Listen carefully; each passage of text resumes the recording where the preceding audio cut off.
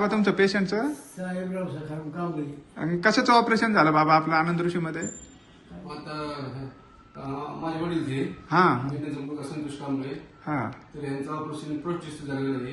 हा. आणि कोणत्या सरांच्या अंडर झालं तुमचं? हे चांगले सर सांगळे सरांच्या अंडर का? कसं वाटलं सांगळे सरांनी केलेलं ऑपरेशन तुम्हाला? आता आम्हाला चांगलं वाटलं. पेशंट तुम्हाला सांगितलं. हा, तुम्हाला कसं वाटलं बाबा? तुम्ही पेशंट आहेत वाटलं ना? मला ऑपरेशन केल्यासारखं सुद्धा वाटलं नाही. इतकं चांगलं केलं. हा, केलं आम्ही. चांगलं वाटलं मला ऑपरेशन केलं.